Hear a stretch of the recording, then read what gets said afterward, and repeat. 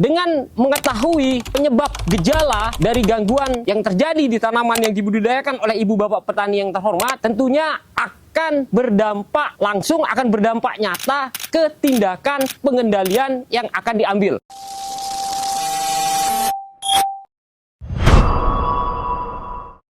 Hai, kembali lagi bersama saya Wika, ibu bapak pertanian yang terhormat. Ini video ketiga ya. Semoga video ketiga ini juga bisa mengedukasi ibu bapak petani yang terhormat. Tentunya di dalam mengelola usaha budidaya pertaniannya supaya hasilnya maksimal dan tentunya ramah lingkungan. Itu kuncinya.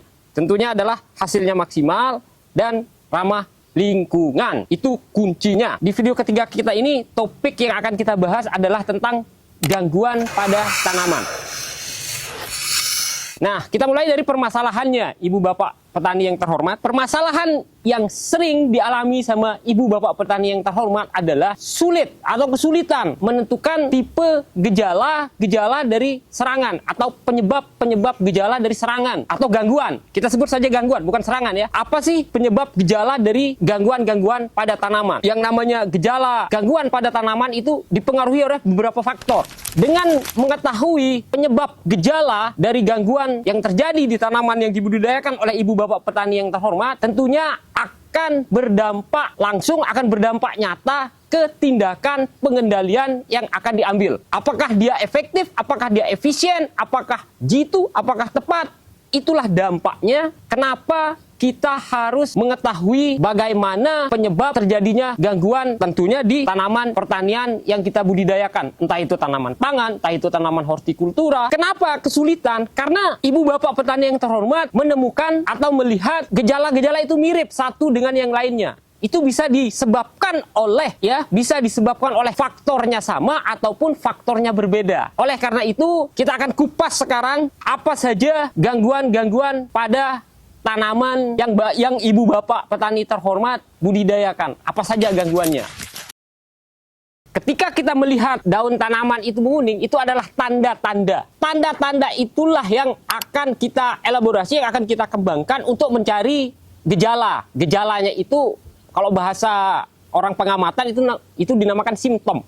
Simptom ya. Kita selanjutnya akan mengumpulkan atau menyaring apa-apa faktor penyebabnya. Nah, itu yang kita namakan dengan indikasi. Proses pencarian dari indikasi-indikasi dari penyebab atau gejala-gejala tadi itulah yang kita namakan dengan diagnosa.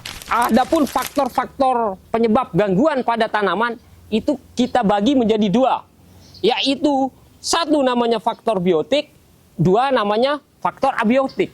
Faktor biotik itu apa, bro? Faktor biotik itu adalah segala gangguan yang disebabkan oleh makhluk hidup atau organisme. Entah itu yang terlihat dengan mata kepala sendiri atau tidak terlihat dengan mata kepala sendiri. Di mana faktor biotik ada yang namanya faktor biotik patogenik dan ada yang namanya faktor biotik non-patogenik. Yang faktor patogenik itu disebabkan oleh mikroorganisme yang biasanya tidak terlihat oleh mata. Dan itu biasanya menyebabkan penyakit pada tanaman pertanian yang kita budidayakan. Contohnya seperti jamur, bakteri, virus. Biasanya dia itu menular dari satu tanaman ke tanaman yang lainnya. Dan cakupannya itu bisa meluas. Bisa meluas. Sekali lagi, bisa meluas. Nah, sehingga ibu bapak petani yang terhormat harus bisa mendiagnosa ini. Karena ketika salah diagnosa, secara otomatis rekomendasi pengendalian yang akan dilakukan oleh ibu bapak petani yang terhormat itu akan salah. Dan itu akan mengakibatkan sangat-sangat fatal untuk tanaman budidaya pertanian yang ibu bapak petani yang terhormat usahakan atau budidayakan. Ya, jadi harus benar-benar tepat cara mengendalikannya. Nah, kemudian yang kedua adalah non-patogenik. Nah, yang non-patogenik ini itu biasanya disebabkan oleh organisme bisa kita lihat langsung oleh mata kepala kita sendiri. Ya, contohnya seperti dan hewan bertulang belakang biasanya. Hewan bertulang belakang itu bisa seperti babi, terus monyet ya. Itu kan hewan bertulang belakang. Tikus juga di situ. Pokoknya semua jenis serangga itu adalah penyebab gangguan pada tanaman yang non-patogenik. biasanya kita sebut dengan nama hama. Itu biasanya tidak menular, beda halnya dengan yang sifatnya patogenik tadi. Beberapa di antaranya, terutama di kelas-kelas serangga, itu bisa menjadi vektor. Selain yang sudah saya sebutkan tadi, yang menyebabkan gangguan tanaman yang sifatnya non-patogenik, ternyata perilaku manusia, intervensi manusia, di dalamnya itu juga bisa dimasukkan ke dalam gangguan tanaman yang sifatnya non-patogenik. Perilaku manusia yang seperti apa? Proses olah lahan misalnya, yang terlalu cepat sehingga jerami-jerami padi di sawah, ini contoh real, jerami-jerami padi di sawah itu tidak melapuk secara sempurna atau belum selesai pelapukannya. Itu bisa mengakibatkan asam-asaman. Terakhir yang ketiga, ini itu adalah kompetisi. Nah, ini erat hubungannya dengan gulma di situ. Jangan sampai tanaman yang nggak kita harapkan tumbuh di sekitar tanaman yang kita budidaya itu tumbuh. Karena itu akan ada yang namanya kompetisi persaingan untuk mendapatkan nutrisi. Itu juga sangat-sangat bisa mengganggu pertumbuhan dan perkembangan tanaman pertanian yang kita budidayakan tentunya. Jadi ingat ya, faktor biotik itu terdiri dari 3. Jadi yang menyebabkan gangguan pada tanaman itu ada faktor biotik dan ada faktor abiotik. Faktor biotik itu ada 3. Ada faktor biotik yang sifatnya patogenik, ada faktor biotik yang sifatnya non-patogenik, dan ada faktor biotik yang sifatnya kompetisi. Nah, sekarang kita akan beranjak ke faktor abiotiknya. Apa saja faktor-faktor abiotik yang menyebabkan gangguan terhadap tanaman pertanian yang budidayakan? Saya langsung jawab saja. Yang pertama itu tentunya dampak perubahan iklim atau cuaca. Itu yang pertama. Makanya Ibu Bapak petani yang terhormat, ketemu sama para petugas pengendali organisme pengganggu tumbuhan di lapangan, para POPT, selain mengamati serangan OPT, tugas pokok fungsi dari POPT juga adalah sebagai penanganan dampak perubahan iklim. Kenapa? Karena itu masuk di faktor-faktor yang menyebabkan terjadinya gangguan terhadap tanaman, yaitu di faktor abiotik. Yang pertama itu dampak perubahan iklim. Dampak perubahan iklim, kekeringan, banjir, itu kan sangat-sangat mengganggu pertumbuhan dan perkembangan tanaman. Dan tentunya akan berimplikasi langsung ke optimalisasi hasil panen atau maksimalnya hasil panen yang Ibu Bapak petani yang terhormat akan dapatkan. Itu yang pertama ya, dampak perubahan iklim. Yang kedua, itu adalah medianya.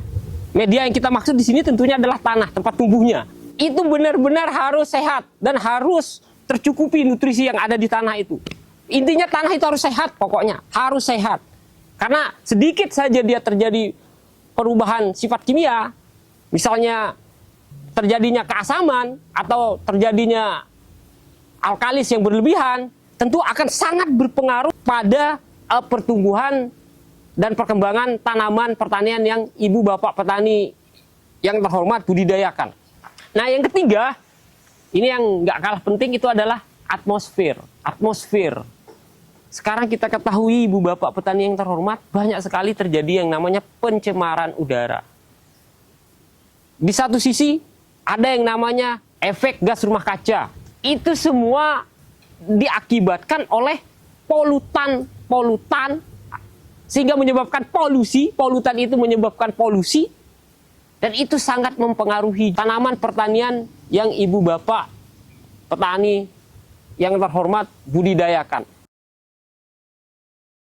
Jadi kesimpulannya adalah bahwa Ibu Bapak petani yang terhormat harus lihat gejalanya. Setelah tahu gejalanya, indikasinya apa? Setelah tahu indikasinya apa, nah proses pencarian indikasi itu didiagnosa sehingga akan mengetahui apa penyebabnya. Apakah dia itu disebabkan oleh faktor biotik atau faktor abiotik. Nah, faktor biotik itu terdiri dari 3. Ada faktor biotik yang sifatnya patogenik, ada faktor biotik yang sifatnya non-patogenik, ada faktor biotik yang sifatnya kompetisi. Nah, di samping itu juga ada yang namanya faktor abiotik.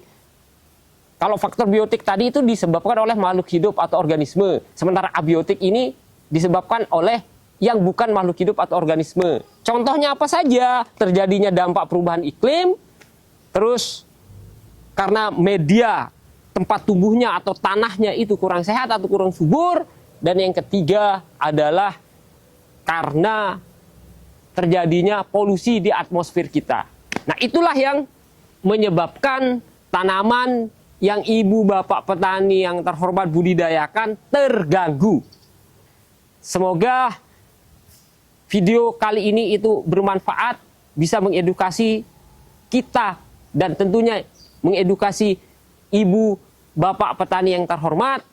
Sebelum saya akhiri, saya tidak henti-hentinya mengingatkan kepada ibu bapak petani yang terhormat, jika mengalami kesulitan setelah mendengar video penjelasan dari saya untuk mengetahui apa sih penyebab tanaman yang ibu bapak petani yang terhormat budidayakan itu terganggu, ada masalah, entah itu daunnya kekuningan, entah itu buahnya tidak maksimal karena ada ulat di dalamnya. Saya sekali lagi tidak henti-hentinya tanyakan pada ahlinya di tempat ibu bapak petani yang terhormat.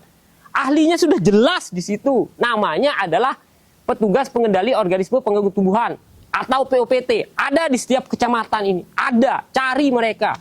Jangan salah mencari. Carilah mereka karena mereka lah bidang keahliannya, salah satunya adalah di apa yang saya sampaikan, apa yang saya jabarkan tadi, apa yang saya jelaskan tadi. Cari mereka, ibu bapak petani yang terhormat. Cari mereka, para POPT itu. Cari mereka. Terakhir, semoga ini bisa membantu programnya pemerintah sekarang. Program pemerintah sekarang itu sangat mulia. Namanya adalah swasembada pangan. Swasembada pangan, swasembada pangan, swasembada pangan, swasembada pangan harus terjadi. Jangan hanya omon-omon, harus terjadi. Sekian, saya Wika undur diri. Sampai jumpa di video selanjutnya.